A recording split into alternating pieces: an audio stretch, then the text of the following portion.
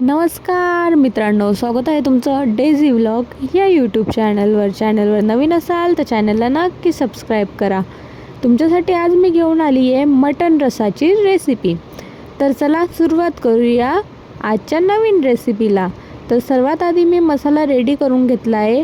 कोथिंबीर घेतली आहे, मिरची घेतली आहे, मीठ घेतलं आहे, आलं घेतलं, लसूण घेतलं, 2 लवंग घेतल्या, 2 मिरी घेतल्या, दालचिनी घेतली आणि थोडंसं आणि वेलची घेतली आहे। त्यानंतर मी कांदा असा भाजून घेणार आहे। कांदा छान असा लालसर भाजून घ्यायचा आहे, काळपट नाही होऊ द्यायचा आहे। त्यात थोडंसं तेल टाकून भाजायचं आहे, म्हणजे तो काळपट नाही होत। तो काळपट झाला म्हणजे भाजी कडवट लागते।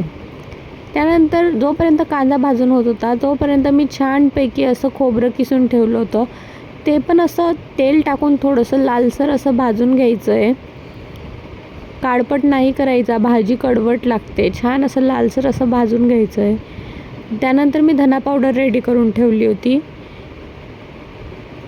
खोबरं झाल्यानंतर धना पावडर ही लालसर अशी भाजून घ्यायची आहे। धना पावडर ही गॅस बंद करून भाजायची आहे, कारण धना पावडर लगेच जळून जाते। थोडं तेल टाकून त्यात धना पावडर अशी लालसर भाजून घ्यायची आहे।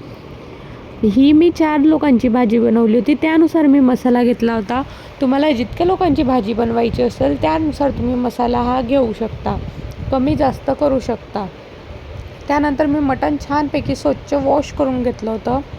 त्यामध्ये मी एक चिरलेला कांदा, कोथिंबीर, मीठ, हळद असं टाकलं आहे व थोडंसं तेल टाकलं होतं आणि छानपैकी असं मिक्स करून घेतलं आहे। व जोपर्यंत आपलं मटणमधलं पाणी आटत नाही तोपर्यंत आपण छानपैकी मसाला असा मिक्स करून घेऊ। आणि मटणमधलं आपलं पाणी आटल्यानंतरच आपण वरून पाणी टाकायचं आहे। जितकी तुम्हाला भाजी पाहिजे तितकं पाणी टाकायचं आहे, म्हणजे मसाल्यात परत पाणी टाकायची गरज नको, फक्त सूपचीच भाजी बनवायची आहे। इथं आपला मसाला रेडी झाला होता। छानपैकी असं खूप तेल टाकू द्यायचं आहे, तेव्हाच फोडणी द्यायची आहे। खूप कडक फोडणी बसल्यावर भाजी एकदम टेस्टी आणि छान लागते आणि तिला तरणही छान येतं। आता मी ते मसाल्याच्या भांड्यातलं ते पाणी थोडंसं टाकून मसाल्यात टाकून झाकण ठेवून देणार आहे, म्हणजे तरण खूप छान येतं असं पाणी टाकल्यावर। तुम्ही एकदा नक्की ट्राय करून बघा। इकडं आपलं मटण शिजत होतं आणि इकडं आपला मसाला होत होता। मटण छानपैकी असं उकळी आल्यावर 6 शिट्ट्या करते मी। तुम्हाला जितक्या वाटत असेल तशा प्रकारे तुम्ही शिट्ट्या करू शकता। इथं माझा मसालाही रेडी झाला होता आणि तिकडं मटणही शिजलं होतं।